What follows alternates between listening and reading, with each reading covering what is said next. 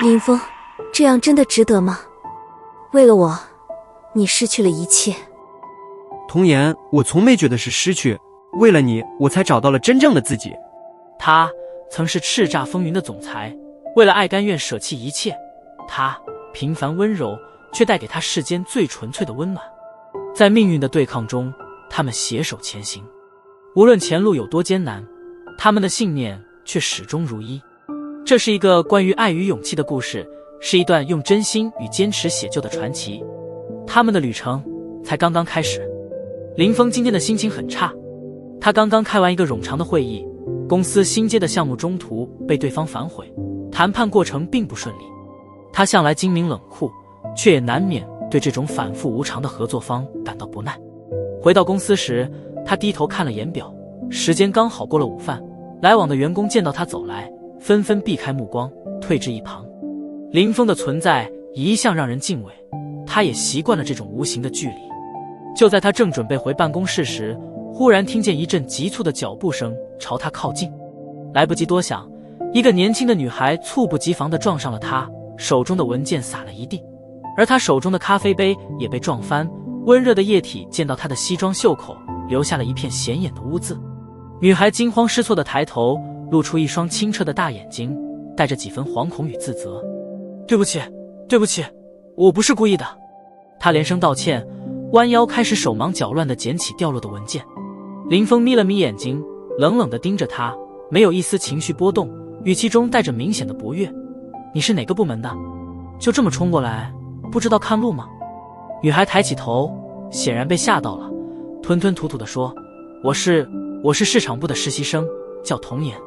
她声音细小，带着些颤抖，明显是怕极了。她低垂着眼，似乎连正视林峰的勇气都没有，脸上浮现一丝懊恼。实习生？你们的培训就是教你们这么冒冒失失的吗？林峰皱眉，声音冷酷。他本不打算再多说，转身就走，却在离开前冷淡地扔下一句，下次小心点。童颜站在原地，尴尬地低着头，红了脸颊。他心中懊恼极了，刚刚上班没几天，怎么就得罪了大名鼎鼎的总裁？他看着林峰冷漠的背影，感到一阵压抑的失落与不安。林峰走回办公室，一边处理手上的咖啡污渍，一边回想起刚才那个女孩的脸。她的表情似乎特别容易让人读懂，像一张没有掩饰的白纸。他轻轻皱眉，心想自己既然浪费时间去关注一个实习生，便迅速将这段小插曲抛之脑后。然而故事总是在这样的小意外中逐渐展开。接下来的几天，童颜都尽量避开林峰，生怕再次惹他不快。他每天早早到公司，按时完成任务，也不多言多语，力求低调。然而现实往往事与愿违。这天，市场部正准备递交一份重要的项目报告，主管不在，便把工作交给了童颜。童颜负责将文件送到林峰的办公室，通知他确认签字。这对童颜而言无疑是个极大的挑战，想到那个冷冽的目光，他就不由得手心冒汗，心里默默祈祷自己不要再出什么纰漏。他敲了敲门，听到里面低沉的进来声，深吸一口气才推门走进。林峰正坐在办公桌前处理文件，抬眼扫了他一眼，淡淡说道，什么事？童颜将文件双手递过去，小声道，林总，这是市场部的项目报告，请您过目签字。他的声音微弱，却带着一丝拘谨。林峰接过文件，翻开几页，看得很快，不时用笔在上面标注几处修改意见。几分钟后，他合上文件，将它推到桌边，抬眼冷冷地看着童颜。这份报告你有参与吗？童颜被他的问题弄得一愣，旋即点了点头，结结巴巴地解释，有的，部分数据是我整理的。林峰露出一丝冷笑，语气中带着不满，数据整理错了几处，你自己没发现？他修长的手指轻轻敲着桌面，语调冷峻，把错误带给我，是想在总裁面前表现吗？听到他的话，童颜脸色一白，连忙摇头，不是的，我没有那个意思，我只是想把工作做好。他的声音带着急切，眼眶微微泛红。他本就是个单纯的实习生，没想到会遭遇这种指责，心里难免有些委屈。林峰冷哼一声，没再多说，眼神中透着一丝审视。童颜感到无比紧张，眼中一闪而过的泪光也没逃过他的眼睛，这让他略微皱眉，原本带着审视的神情竟然有了些微松动。然而他很快压下那丝情绪，仍旧冷淡地道：下去重新整理，以后别犯这种低级错误。童颜点点头，低着头抱起文件，迅速离开了办公室，仿佛被冷水浇醒一般。走出总裁办公室后，他暗自咬了咬唇，心中隐隐有些沮丧。原以为自己可以在这家公司证明自己，却因为一个失误被总裁狠狠批评，甚至被怀疑有意接近他。林峰看着童颜离去的背影，莫名感到心烦意乱。他并非没有注意到他的懵懂与羞怯，这让他想起许多刚入社会的小白，充满着对工作的热情，甚至不惜加班熬夜。但他也清楚，在商界的残酷现实中，这种懵懂往往难以长久。总裁，他的秘书敲了敲门，将一杯新咖啡放在他的桌上。这是您要的咖啡。林峰点了点头，目光落在新来的咖啡上，却忽然想到那天被童颜弄翻的那杯。他摇了摇头，暗自告诫自己不该为一个小小的实习生分神。然而童颜脸上那种清澈的表情却在他脑海中挥之不去。回到工位上的童颜再也忍不住，低声叹了口气。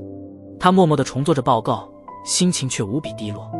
他的同事们也纷纷投来关切的目光，但童颜只是淡淡地笑了笑，没说什么。他不知道，这一小段冲突已经在他和林峰之间悄然埋下了种子。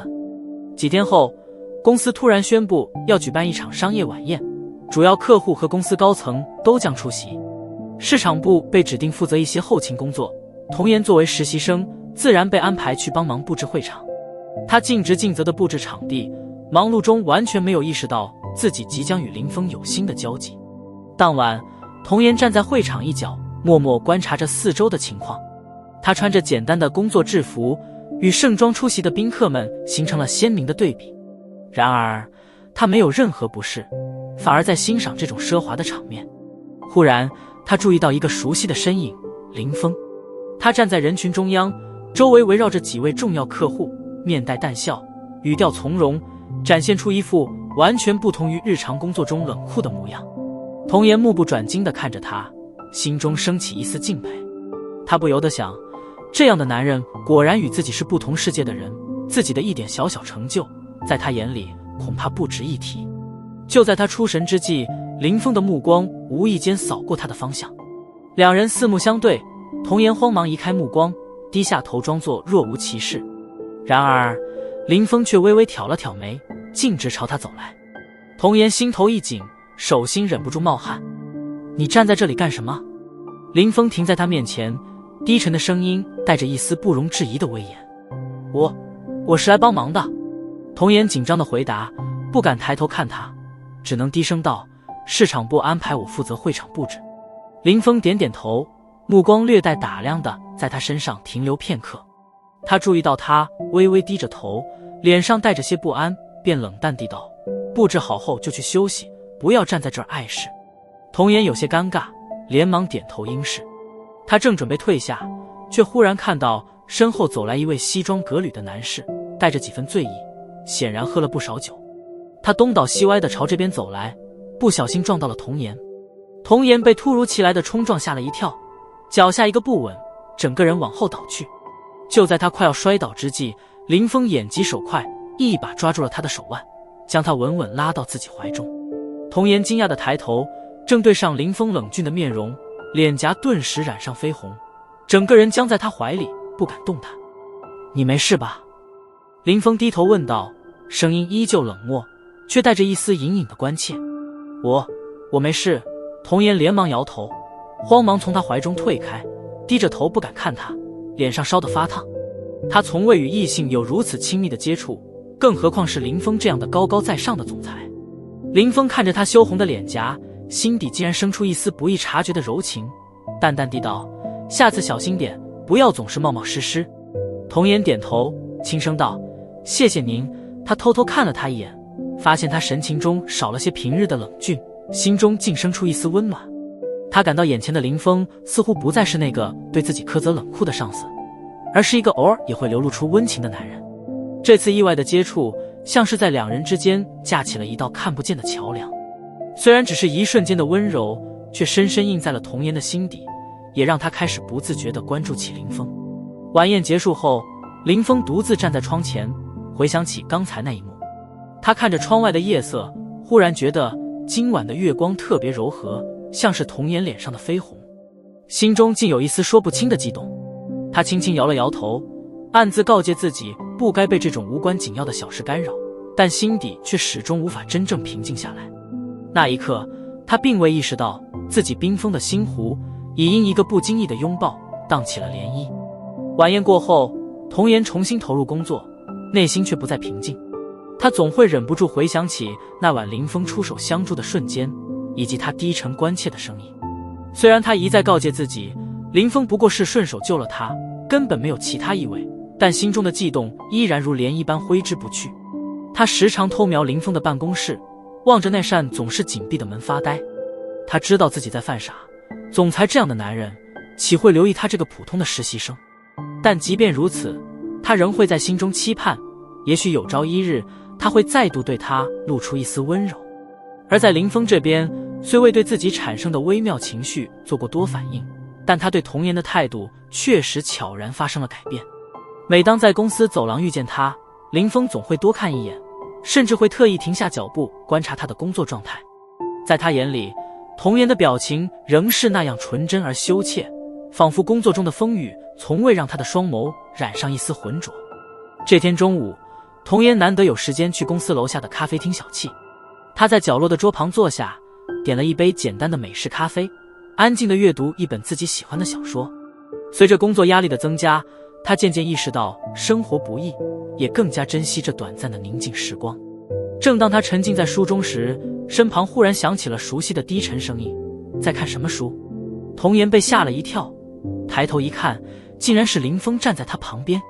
他慌忙合上书，紧张地站起身：“林总，我在看一本小说，抱歉，我马上回去。”坐下。林峰淡淡地道，眼中似带着一丝不耐烦：“只是休息时间，我并不是来催促你的。”童颜闻言，讷讷地坐了回去，却依旧紧张得不敢看他。林峰在他对面坐下，低头看了眼他手中的书，竟是一本经典文学作品，不由得露出一丝微不可察的诧异。“没想到你会看这种书。”他轻描淡写地说道，语气中不自觉地带上了一丝柔和。“我从小就喜欢看书。”童颜抿了抿唇，小心翼翼地解释道，“只是上班以后很少有时间看了，今天难得有空，就带了一本下来。”林峰点了点头，意味深长地看了他一眼。眼前的童颜与公司里那些追名逐利的人截然不同，他没有世俗的圆滑，反而流露出一种纯粹的气质。林峰沉默片刻，忽然问道：“工作还适应吗？有没有什么困难？”童颜没想到他会关心自己，受宠若惊地点了点头：“还好，虽然有点忙，但我很喜欢这个岗位。只是我知道自己不够优秀，很多地方还做得不好。”林峰闻言沉默片刻，语气难得带上了一丝温和：“每个人都需要成长的过程，不必太苛责自己。”他微微顿了顿，似乎也察觉到自己的话语中流露出某种关心，随即清了清嗓子，恢复了往日的冷淡：“不过以后还是多注意细节，少出错。”童颜点头，心中充满了感激。林峰的言语虽带着冷意，但对他而言却已是莫大的鼓励。他望着他，眼中带着些许敬佩与依恋，内心的情感更加坚定。也许在这冰冷的外表下，他也有一颗温暖的心，只是不轻易显露。1周后，公司举行了一次小型的聚餐，所有部门的员工都被邀请参加。聚餐上气氛热烈，大家纷纷举杯畅饮，谈笑风生。童颜被几位同事热情地拉过去敬酒，他平时少喝酒，几杯下肚后便有些微醺，脸上泛起可爱的红晕，眼神也有些迷离。林峰坐在聚餐的另一头，注意到他的样子，微微皱眉。宴会结束时，他站起身，看到童颜独自走出大厅，脚步有些不稳。见状，他不动声色地跟了上去，发现他走到公司大楼外的街边，倚在路灯下轻轻揉着太阳穴，似乎在努力清醒自己。“你打算这样醉着回去吗？”林峰的声音突然从身后传来，带着他一贯的冷淡。童颜吓了一跳，转过头看到林峰站在自己面前，目光带着些许责备。他脸颊微红，显然因酒意而有些迷糊，小声道：“林总，我没醉，只是有点头晕。”林峰不由分说地拉住他的手腕，将他带到路边，招手拦下一辆车，将他塞进后座。坐在他旁边的他沉默地看了他一会儿，见他的头靠在车窗上闭目养神，便轻轻叹了口气。车子驶向童颜的住处，路上安静无言，只有林峰偶尔偏头看他。此刻他的模样显得格外安静，脸上带着几分醉意，却依然清纯无害，仿佛沉浸在自己的世界中，丝毫不觉有他人在旁。到了他住的地方，林峰轻声将他叫醒。童颜迷迷糊糊地睁开眼，看到他那一瞬间，竟莫名觉得有些依赖。他低声道谢，正准备下车，林峰却淡淡地开口：“下次聚餐少喝点，没人会逼你。”他愣了愣，随即轻轻点了点头，脸上浮现出一抹笑意。这笑意纯净无比，仿佛一缕晨曦照亮了夜色，让林峰也忍不住微微一怔。这一晚，林峰看着童颜走向楼梯的身影，心中忽然有些异样的温暖涌动。他知道自己不该在意这种小事，但那种保护他的冲动却逐渐变得强烈起来。在童颜的单纯与美好面前，他原本冷酷的心悄然融化，而这份潜藏的情感也将日渐深刻。自那晚送童颜回家后，林峰发现自己对他的关注越来越多。无论是在公司走廊上看到他，还是午休时间无意间瞥见他在角落安静读书的身影，他的目光总会不自觉地停留。他的存在如同一丝清泉，悄无声息地渗入他冰冷的世界，渐渐滋润了他的内心。这天，林峰例行参加一个高层会议，但整个会议过程他都显得心不在焉。会议结束后，秘书忍不住关心地提醒他几项需要处理的事项，林峰才猛然回过神来。他站起身，深吸了一口气，心中暗自责备自己，怎能因为一个小小的实习生而分心。带着几分无奈，他起身走向自己的办公室，正准备关上门，却听见走廊传来童颜的声音：“林总，请稍等。”他回头看去，见童颜拿着一叠文件急匆匆地跑来，呼吸微喘，似乎怕错过他。林峰皱了皱眉，沉声道：“这么急，出什么事了？”童颜不好意思地笑了笑，将手中的文件递给他：“这是市场部的最新数据报告，主管让我亲自交给您，怕您下班前没时间看。”林峰接过文件，翻看了一眼，随口问道：“你也参与了这份报告？”“是的。”童颜点头，眼中带着一丝认真。“这次我特别注意了数据的准确性，希望没有再出差错。”林峰看着他那真挚的表情，心中微微一动。他知道他的能力或许还不算出色，但这种努力和用心却难能可贵。也许正是这份纯粹，让他在公司里显得格外不同。他轻轻颔首，淡淡的说道：“做得不错。”简短的赞许却令童颜的眼睛一亮，仿佛被激励了似的，嘴角露出欣喜的笑容。“谢谢林总，我会继续努力的。”他轻轻鞠了一躬，脸上满是感激。看到他这般认真，林峰心中升起一丝柔软，竟然不自觉地抬手轻轻拍了拍他的肩膀，以示鼓励。这一瞬间，童颜感到心跳加速，脸上泛起羞涩的红晕。他不敢多想，只能低头匆匆离开，心中却涌起了深深的感动。林峰的赞许与鼓励对他来说仿佛一份珍贵的礼物，让他在压力重重的工作中找到了继续前行的力量。午休时间，童颜正准备去楼下买杯咖啡，却在公司大堂看到了林峰。他似乎也刚好下楼，正低头查看手机，面色一如既往的冷峻。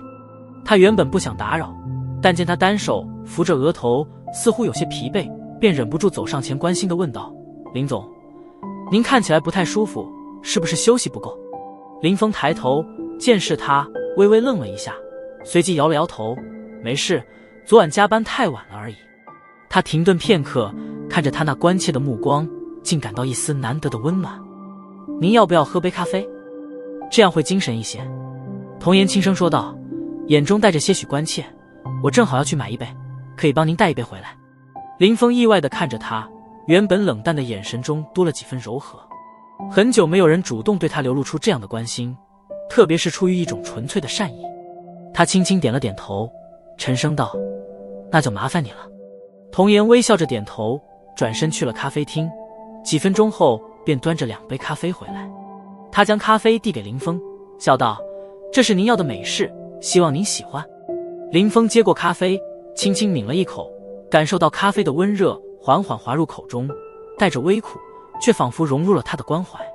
他望着童颜的笑容，心中隐隐生出一种奇异的感觉，仿佛有一扇尘封已久的门被他悄悄推开。时间很快到了年会的日子，公司上下都在为这场盛大的活动做准备。晚宴上，童颜与同事们一起忙碌，帮忙布置会场，还负责安排几位贵宾的座位。他一丝不苟的工作，完全沉浸在自己的任务中。不久后，林峰带着几位客户出席，面带淡淡的笑容，西装笔挺，气质出众。童颜在一旁看到他，不由得微微一怔，心跳不觉加速。他知道自己不该对他有过多期待，但心中却仍忍不住嫉妒。宴会中，有几位公司女职员试图靠近林峰，甚至故意找机会与他搭话，但林峰对他们一概冷淡，偶尔的目光却会不自觉地停留在童颜身上，带着一丝淡淡的温柔。就在这时，几位喝醉的男员工聚在一起打趣童颜，甚至开起了有些过分的玩笑。童颜被围在其中，神色尴尬，却又不好意思直接离开，只能微笑着应付他们。林峰远远看见这一幕，眉头微微一皱，心底顿时涌起一股不悦。他向来对这种场面不屑一顾，但看到童颜无助的模样，心中不由得生出一股保护的冲动。他大步走过去，冷冷地看着那几位男员工，语气中带着不容置疑的威严：“公司年会不是让你们来胡闹的。”一句话瞬间让那些人脸色一变，纷纷低下头，不敢再多言，迅速散开。童颜感激地看向林峰，小声道：“谢谢林总。”林峰只是淡淡地点了点头，语气却带着不自觉的温柔：“以后别让人随便欺负你，有问题直接找我。”他看着他，目光深邃，像是带着某种无声的承诺。童颜被他的目光深深吸引，心中不由得泛起波澜。他忽然发现，这个一向冷酷无情的男人其实有着温暖坚实的一面，而这一晚的经历也让他开始意识到，也许他并非真的无情，而是将柔情隐藏在了不易察觉的地方。这一晚过后，林峰和童颜之间的关系开始悄然发生变化。林峰对他的关心不再掩饰，而童颜也不再刻意避开他，彼此心中都带着微妙的情愫，却又未曾点破。林峰知道自己的心早已不再平静，而童颜则感到深深的依恋，如同在寒冬中找到了一丝温暖的光。随着时间的流逝，他们的关系逐渐靠近，而心中的悸动也愈发浓烈。年会后的日子一天天过去，林峰与童颜之间那若有若无的情感逐渐在两人心中生根发芽。童颜虽在工作中一如既往的勤奋努力，但内心深处总是忍不住想起林峰。他知道自己不该对他动情，但每每看到他，他的目光总会不自觉地追随着他，心中涌动着复杂而炽热的情感。林峰对自己心中的情感也渐渐有了觉察，他清楚地知道，作为公司的总裁，与一个普通实习生之间的关系不应该超出上下级的界限。然而，每当看到童颜，他总是控制不住自己想要接近他、保护他的冲动。这天清晨，林峰例行早早来到公司，却在大楼门口遇见了童颜。他似乎也刚到，手里拿着早餐袋，神色有些疲惫，眼底甚至带着些许黑眼圈。林峰皱眉看了他一眼，忍不住问道：“这么早？昨晚加班很晚吗？”童颜一愣，显然没料到会遇见他，赶忙回答：“是啊，昨天为了赶方案，回去的时候已经很晚了。”他不好意思地笑了笑，低头说道：“不过还好，今天应该可以按时交上。”林峰微微点头，眼神中流露出一丝关切。他知道童颜一直都在默默努力着，他的付出也渐渐被其他同事看在眼里。然而他那样瘦小的身影却总让他心生怜惜。他想了想，忽然淡淡说道：“跟我上楼。”语气中带着不容置疑的语调。童颜一愣，不知道他要做什么，但还是乖乖跟着他走进电梯。一路上两人都未开口，空气中却弥漫着微妙的气氛。林峰站在他身旁，高大挺拔的身姿带来一种不容忽视的存在感。童颜只觉心跳加速，低着头不敢直视他。电梯直达总裁办公室，林峰领着童颜进去，然后指了指办公室里的沙发：“你坐下，等我一下。童颜有些茫然地坐下，看着他走向饮水机，不多时便端着一杯热气腾腾的咖啡走过来，递到他面前。林峰的声音低沉温柔，累了就喝点热的，这样精神会好一些。童颜愣愣地接过咖啡，心中泛起一股暖流。他没想到平时冷酷无情的林峰竟然会如此贴心地照顾他，顿时有些不知所措。谢谢林总，您对我真是太好了。林峰看着他羞涩的模样，心中隐隐一动，随即淡淡说道，你是公司的人，照顾员工是我的责任。他顿了顿，目光柔和地看着他，还有，以后工作虽重要，也要注意休息。童颜感激地点了点头，抿了抿唇，心中的悸动更加强烈。他低下头，轻轻呷了一口咖啡，感受到那温暖的触感在口中化开，仿佛带着某种无声的温柔，让他的心弦悄然波动。几天后，公司接到一个重要的项目，林峰决定亲自出面洽谈，并选定了几名优秀员工随行。令人意外的是，作为实习生的童颜也在随行名单中。这个消息在公司内部引起了不小的轰动，大家纷纷议论，甚至有传言说他与林峰之间关系不一般。童颜面对流言蜚语，只能默默承受。他知道自己确实幸运，能有这样的机会，他很感激林峰的栽培，但也担心因此而被误解。他鼓起勇气去找林峰，想要请他将自己从名单中撤下，但林峰只是淡淡的说道，这个项目是对你能力的考验，与其他无关。他的语气冷静而坚定，让童颜无从反驳。他只得点头答应，心中却对这次出差感到既期待又忐忑。出差的地点在一个沿海城市，公司安排了专车接送。一路上，林峰坐在车的前排，低头翻阅资料，童颜则坐在后排，默默看着窗外的风景。他的目光不时落在林峰身上，心中五味杂陈。明明两人身处同一辆车，却仿佛隔着一段难以逾越的距离。就在这时，车子忽然急刹车，整辆车猛地一晃，童颜猝不及防地朝前扑去，幸好一双有力的手及时将他拉住。他抬头一看，竟然是林峰将他护在怀中。两人四目相对，彼此的呼吸交织在一起，空气中弥漫着一种暧昧的气息。林峰的目光中带着一丝担忧，低声问道，没事吧？童颜脸色绯红，急忙摇头，我没事，谢谢林总。林峰轻轻放开他，坐回座位上，神色如常，但内心却涌动着一种无法平静的情感。他从未想过自己会如此在意一个人，甚至在危险面前第一反应是去保护他。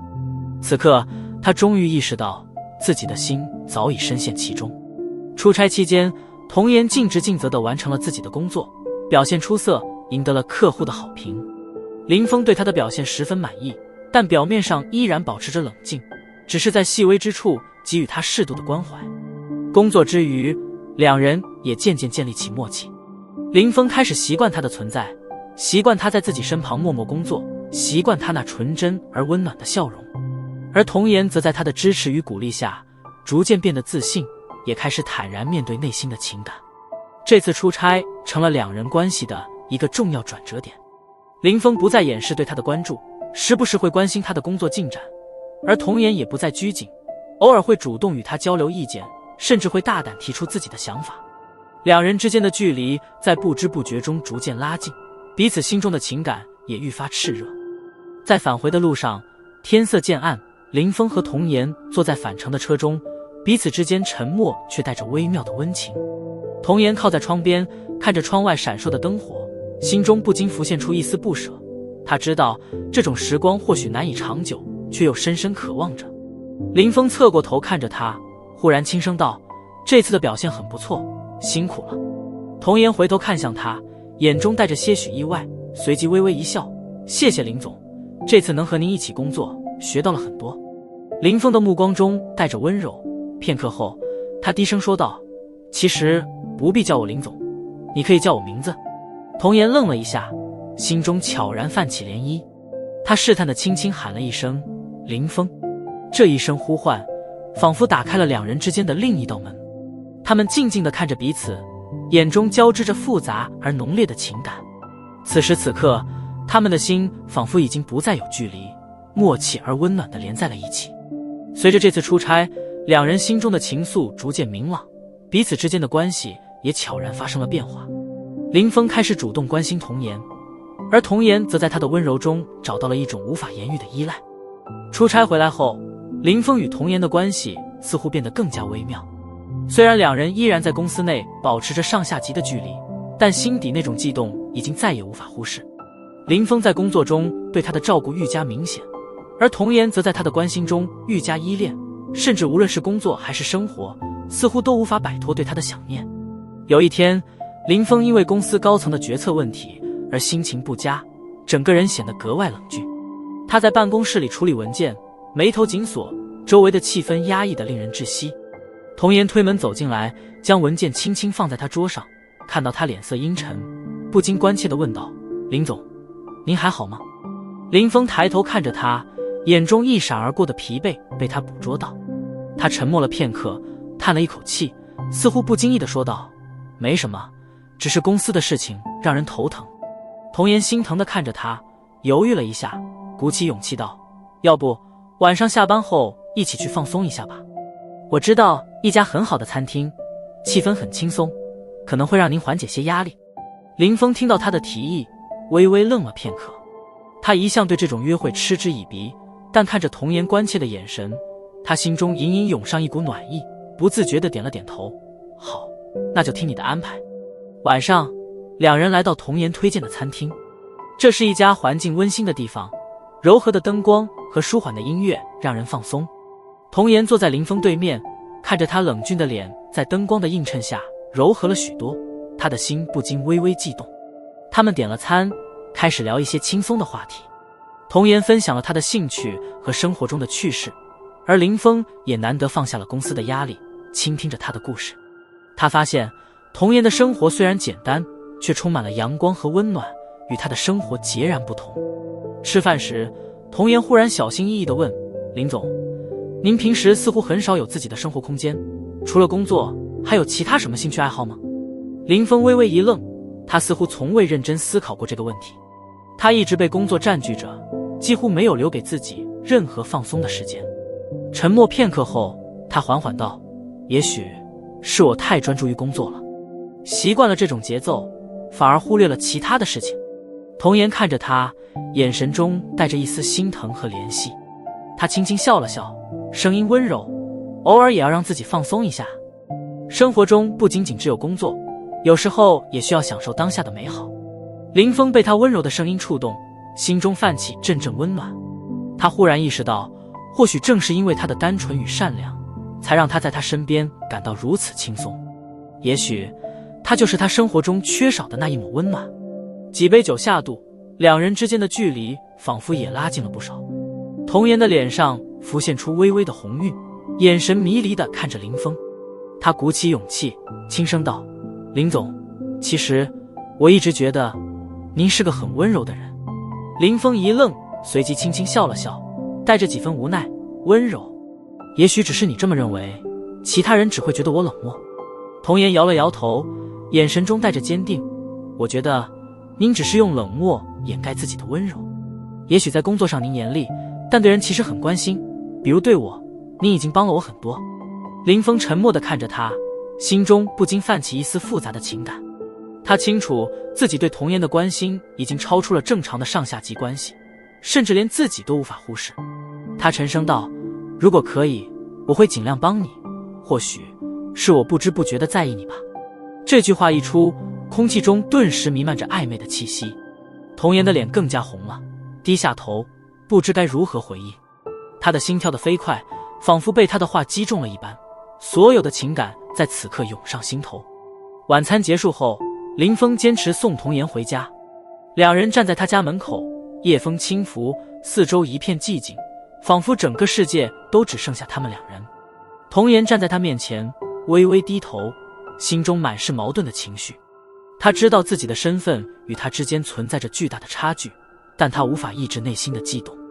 他深吸一口气，鼓起勇气低声道：林总，其实我知道自己不该多想，但我真的很感激您的关心。林峰沉默地注视着他，心中同样涌动着复杂的情感。他伸出手，轻轻地抚摸着他的头发，低声道：我知道这份感情或许不合适，但我已经控制不了自己。他顿了顿，目光深情，童颜，从你来到公司那天起，我就不知不觉地被你吸引了。童颜的眼中闪烁着泪光，听着他真挚的告白，内心深处的情感也如潮水般涌现。他终于忍不住，轻轻抱住了他，将脸埋在他的怀中，轻声说道：我也是，从你对我温柔的时候开始，就已经陷入了这份感情。林峰低下头，轻轻搂住他，感受着他的温暖。他们静静地拥抱在一起，彼此都明白，这份感情早已无可回头。从那一晚深情的拥抱之后，林峰和童颜的关系悄然发生了改变。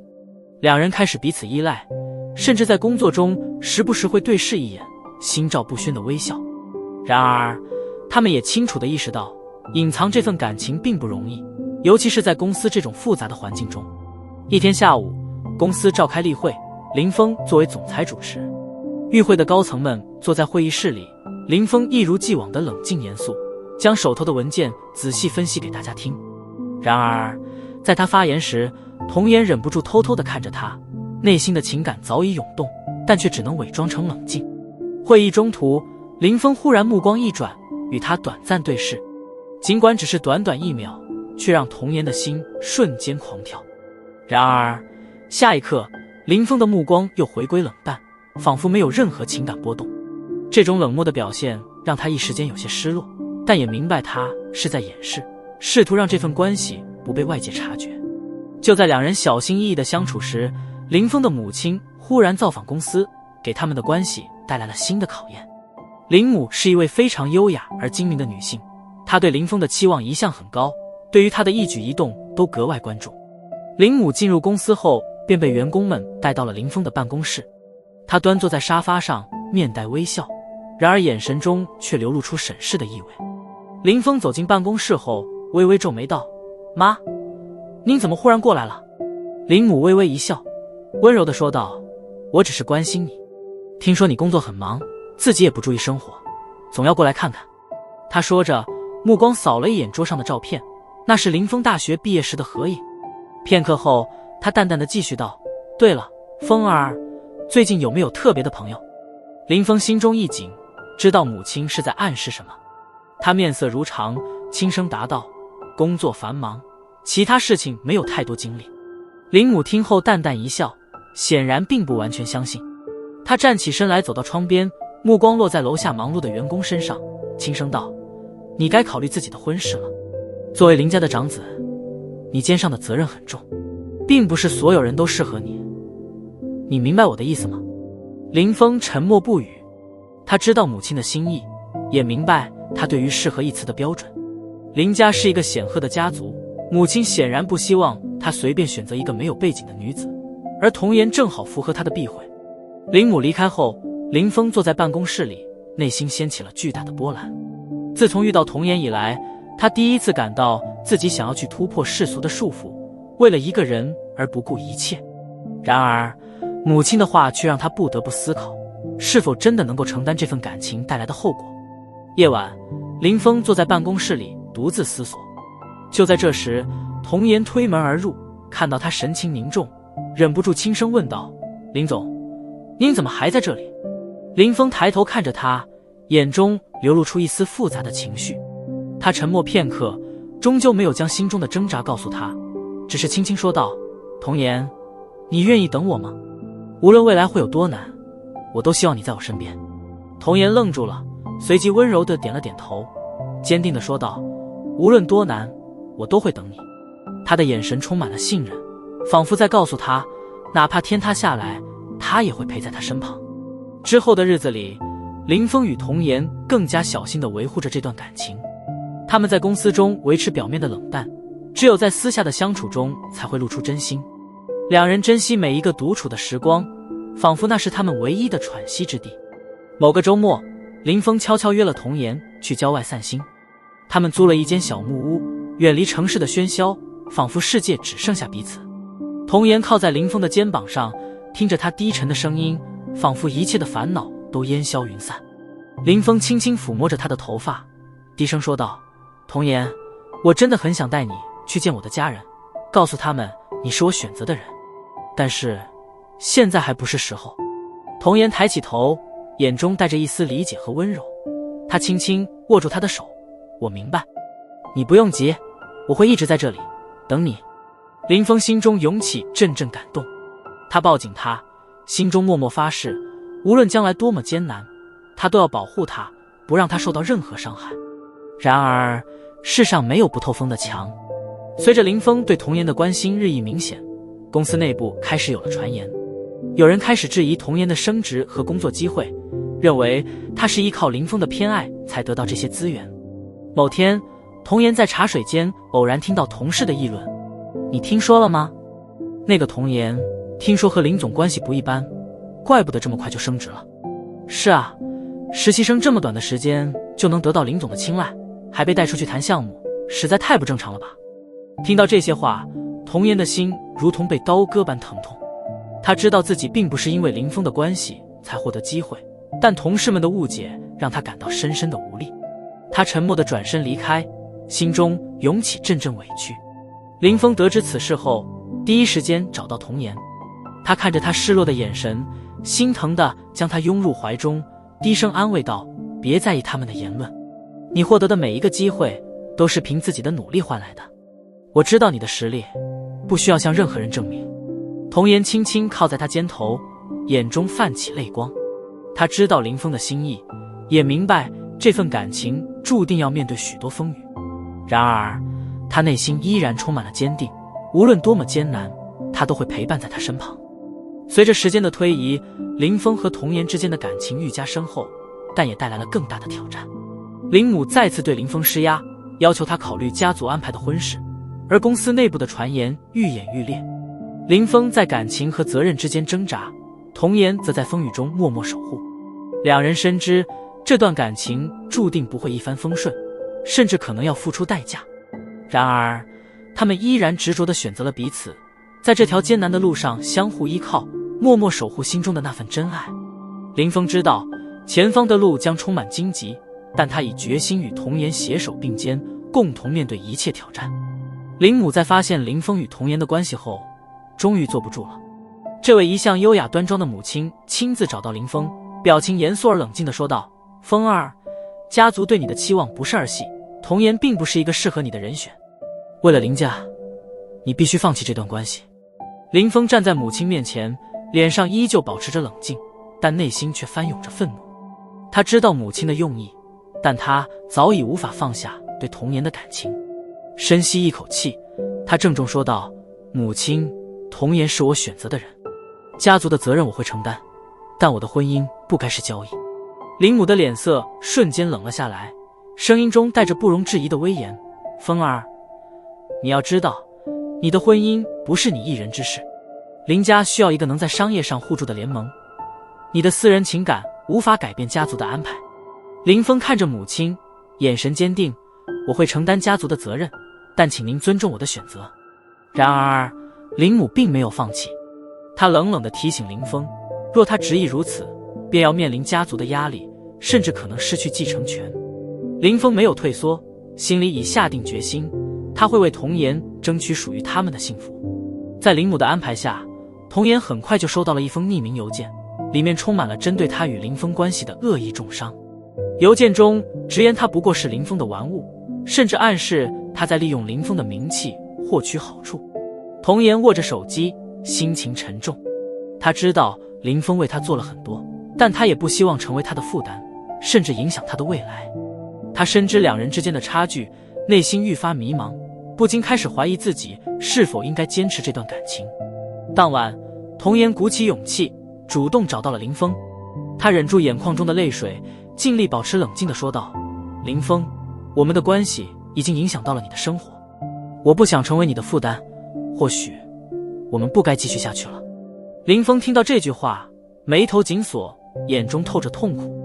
他一步上前，紧紧握住他的手，声音坚定而低沉，童颜，不要这样说，无论别人怎么看，我只知道我想和你在一起。童颜看着他坚定的眼神，心中一阵刺痛，却依旧坚持，林峰，你不需要为我牺牲你的未来，我只是一个普通人，不值得你放弃那么多。林峰的手轻轻捧起他的脸，深情地说道，在我眼里，你就是我想守护的人。我可以放弃一切，但不能放弃你。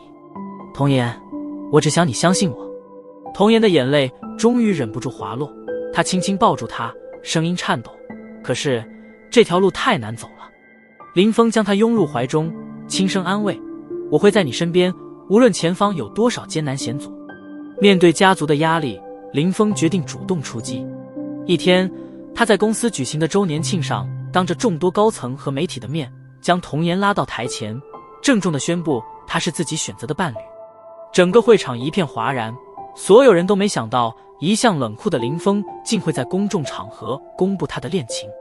而童颜则站在他身旁，满脸不可置信地看着他，心中充满了感动和不安。林峰深情地望着他，低声道：童颜，我不想再隐藏我们之间的关系，我希望全世界都知道我爱你。童颜的眼中再次涌出泪水，她微微点头，轻声道：林峰，我也爱你。会场内的氛围瞬间变得复杂，林母冷冷地看着台上相拥的两人，面色阴沉，却没有当众发作。她清楚林峰的决心，然而她也明白，这段关系注定要经历无数考验。当晚，林母亲自找到林峰，语气严厉地警告他：峰儿，如果你执意要跟童颜在一起，那么就必须放弃继承权。林峰毫不犹豫地答道：好，我愿意承担这个后果。林母震惊地看着他，无法相信一直以家族荣誉为重的儿子竟然会做出这样的决定。他沉默片刻，最终冷冷道：好，希望你不会后悔。林峰在公司正式宣布退位，决定带着童颜去开创属于他们的事业。他们并肩站在一起，满怀信心地面对未来。童颜知道这条路不会轻松，但有林峰陪伴，他心中充满了坚定。在新的起点上，两人一同努力，共同面对未来的挑战。虽然失去了原本的地位和财富，但他们的心却比以往任何时候都要充实。对于林峰而言，选择童颜是他做过的最重要的决定，而对于童颜而言，他终于找到了那个愿意为他放弃一切的真爱。他们的人生才刚刚开始，新的篇章等待着他们去书写，而他们将携手走过每一个风雨交加的日子，迎接属于他们的幸福。离开了林家，林峰和童颜开始了完全属于他们的生活。他们用自己积累的积蓄租下了一间小型办公室，决定创立一家全新的公司。尽管林峰有着丰富的商业经验，但他很清楚创业的过程不会轻松，尤其是在没有家族支持的情况下，他们只能依靠彼此的努力。创业初期，两人遇到了种种困难。起初，他们的公司无人问津，资金也十分紧张，甚至连招聘员工都成了问题。林峰放下了昔日总裁的身份，每天亲自联系客户，跑项目，甚至负责打包产品和发货。童颜也在拼尽全力，他负责公司日常的运营管理、会计，甚至是打扫卫生。两人每天从早忙到晚，几乎没有时间休息。然而，即使工作再辛苦，看到彼此时，他们仍会露出微笑。即使前路艰难，他们的心中依然有着坚定的信念。某天深夜，林峰和童颜坐在公司唯一的办公桌旁，彼此依偎着。林峰轻轻抚摸着她的头发，轻声说道：童颜，我知道你很辛苦，谢谢你陪着我。童颜微笑着摇摇头，握住他的手，温柔地说道：只要和你在一起，再辛苦我也愿意。我们一起努力，未来会更好的。林峰感动地抱紧她，心中充满了坚定。他下定决心，无论再多的挫折，他都会为他们的未来而努力。就在他们努力打拼的时候，林峰的旧情人林依然忽然找到了他们的公司。林依然是林峰大学时期的恋人，也是林母曾经中意的儿媳人选。他得知林峰离开了家族，便以关心的名义主动接近他。林依然来到公司的那天，正好是林峰和童颜最忙碌的时刻。他优雅地站在门口，带着温柔的微笑走向林峰。林峰，好久不见，听说你离开了家族，我很想来看看你，没想到你现在过得这么艰辛。林峰微微皱眉，他并不想让童颜误会，于是礼貌地回道：依然，谢谢你的关心，但我和童颜过得很好。林依然的目光转向童颜，带着几分审视的意味，轻轻笑了笑：童小姐，你可真不容易，跟着风这么辛苦。家族的生活毕竟不一样，你能适应吗？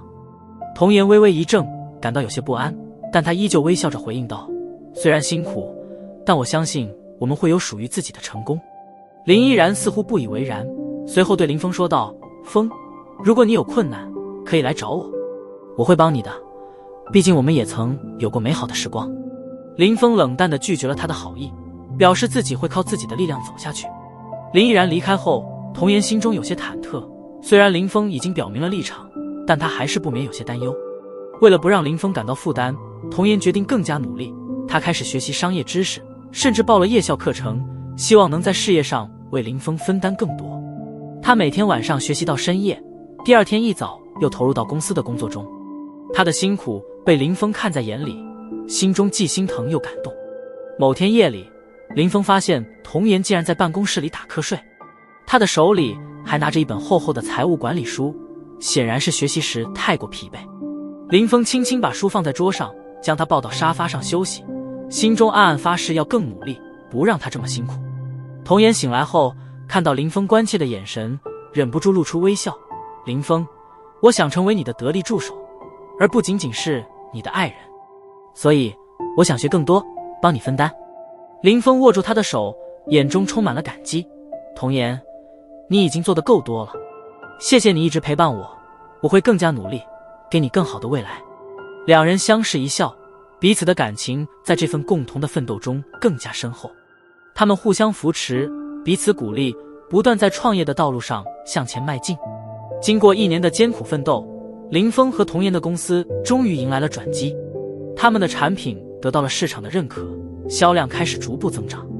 同时，他们也开始招募员工，公司规模逐渐扩大。某天，他们签下了第一个大型合作订单，这笔订单对他们来说意义非凡，意味着公司终于走出了初期的困境，开始逐渐稳固在市场上立足。那天晚上，林峰带着童颜去庆祝，两人坐在小餐馆里，举起酒杯，笑着对视。林峰深情地说道：童颜，我们终于成功了，谢谢你一直陪伴在我身边。童颜轻轻靠在他肩膀上，微笑着说道：林峰，我从不后悔和你一起经历这些，只要你在，我愿意和你一起走下去。就在公司蒸蒸日上的时候，林母忽然派人找到了林峰，提出要帮助他重回家族。原来林家公司近年在市场上遇到了一些危机，而林峰的公司正好在同一领域内崭露头角。林母希望林峰能回家族帮助公司渡过难关，并承诺只要他回归，就会接受童颜的身份。林峰深思熟虑后拒绝了母亲的请求，他并不想再依赖家族的权势，也不想拿自己的事业作为交换。他对母亲说道：妈，我选择童颜，不是因为她带给我什么，而是因为我真正爱她。我和她的事业也是我们的心血，不会因为家族的利益而放弃。林母无奈之下只能作罢，而林峰和童颜则继续专注于他们的公司和生活。尽管挑战依然不断，但他们的感情在磨砺中越来越深，彼此的信任和依赖更加坚定。几年后，林峰和童颜的公司在市场上站稳了脚跟，逐渐发展为一家有影响力的企业。两人也终于迎来了属于他们的幸福生活，事业有成，爱情稳固。林峰也开始计划求婚，打算为他们的故事画上一个完美的句号。在一个清晨的海边，林峰单膝跪地，将一枚戒指戴在童颜的手上，深情地说道：童颜，谢谢你陪我走过风雨，我想用我的一生去爱你，照顾你，嫁给我好吗？童颜含着泪水，满心幸福地答应了他。他们相拥在一起，眼中只有彼此，仿佛整个世界只剩下两人。